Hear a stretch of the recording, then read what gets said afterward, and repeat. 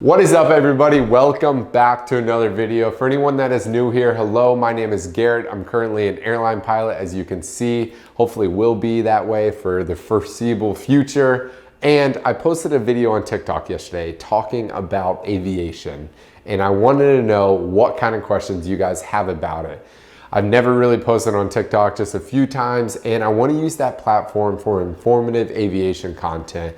Maybe I'll do a little bit of travel stuff on there as well, but I really want to use that for aviation goods. So I was overwhelmed with so many questions, and I figured I'd bring some of these questions over to YouTube so I can go a little bit more in depth into it. So before we get the video rolling, I invite you to hit the subscribe button if you're new here. If you've been watching my videos for a while and you're not subscribed, please do so. We're trying to hit 100,000 subscribers by the end of February. That's my goal. Unfortunately, didn't hit it by the end of 2020, but 2020 was just whatever year, right? We can just throw that away. So let's get right into it. Do pilots get fined for flying too fast? And how do they know if you're speeding? And what's the fine fee? So we don't get a physical fine like where we have to pay, but air traffic control can see our ground speed and they can tell based on wind and stuff how fast the aircraft is actually going. We do get speed restrictions sometimes, and then below 10,000 feet, we have to be 250 knots or less. So above 10,000 feet, if they give us a speed restriction of maybe 270 knots and they see we're doing 300, they can give us something called a pilot deviation, which can be career ending depending on the severity of that pilot deviation. And especially if you get a few over the course of a couple years, you know, they can definitely pull your pilot certificate and the FAA can investigate, hey, what's going on with this person and should they really be flying? So no, we don't have an actual fee that we pay, but there can definitely be some consequences if we don't abide by those speed restrictions. The next one is, would you fly a Boeing 737 MAX? Yes, absolutely. I believe that aircraft is extremely safe, especially here in the United States and I guess all around the world now. The safety measures and the precautions that the FAA and Boeing has implemented in the 737 MAX, I believe it's probably now the safest aircraft there is in the sky. So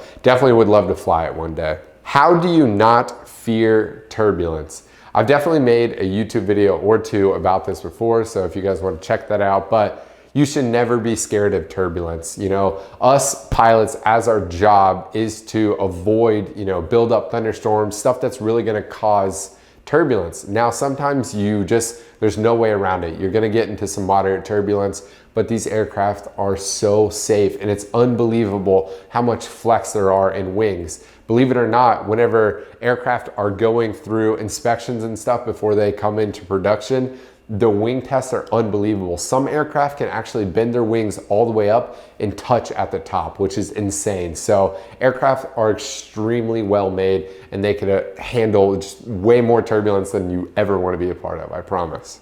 The next question is, can a plane fly with only one engine if the other engine fails? Yes, definitely.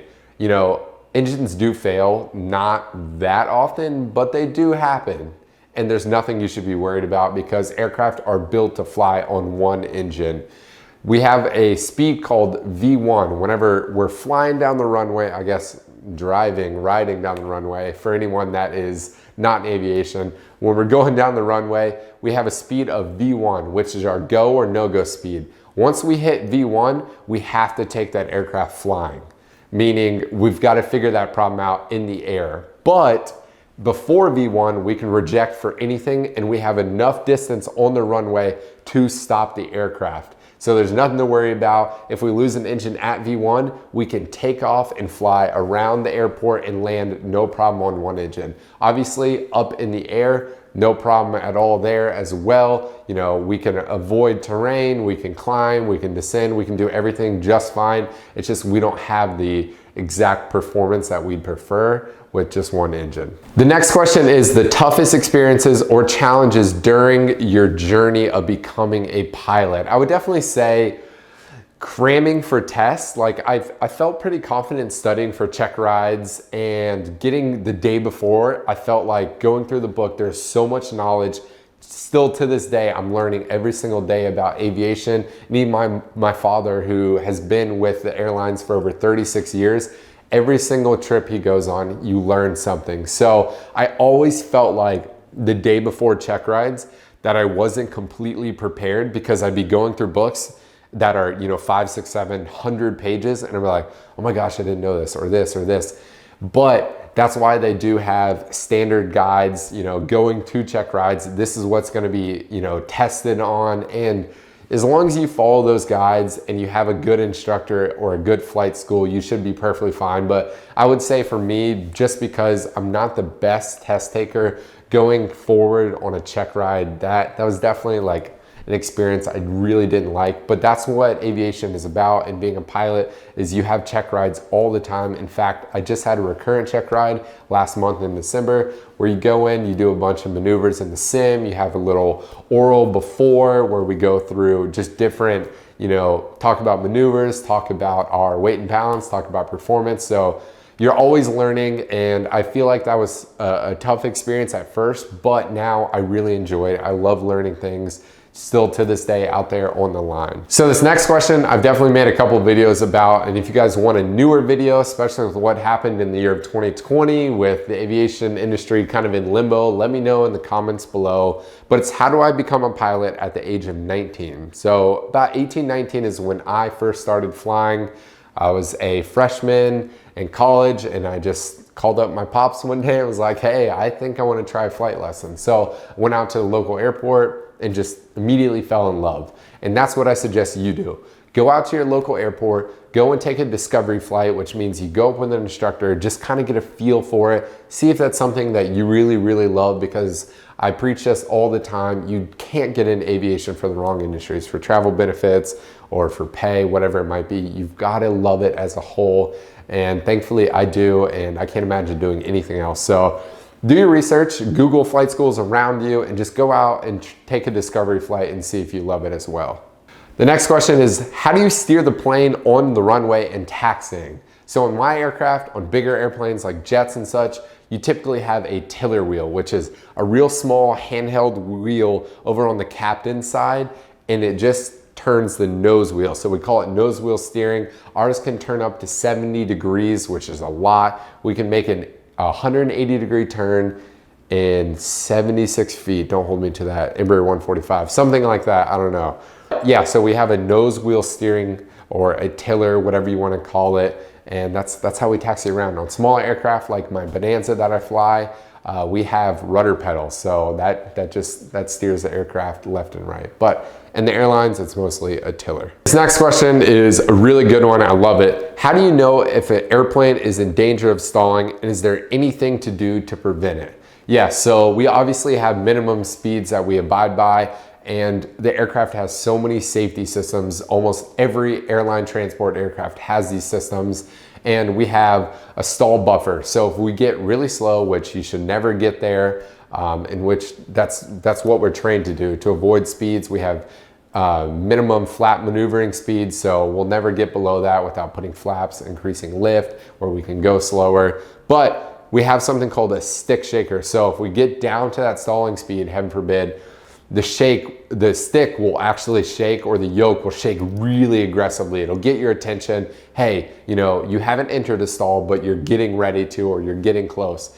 And of course, with our stalling system, we have a pretty good buffer between that stick shaker and a stick pusher. So the next thing, a stick pusher, it'll actually take the aircraft controls from you and push the nose over, which is how you recover from a stall. You gotta decrease that angle of attack, you'll build airspeed, you'll increase lift, and you'll get out of that stall. So the aircraft basically should never even be able to stall itself, but that's also what we're there for, to never let the aircraft get into that position.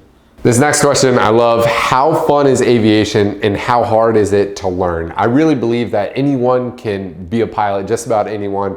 It's not that hard. Me, I wasn't a big math or physics person, but I got through it. I feel like I'm a pretty sharp pilot. I feel pretty comfortable and confident up there. And like I said, I'm not really that great at math or physics.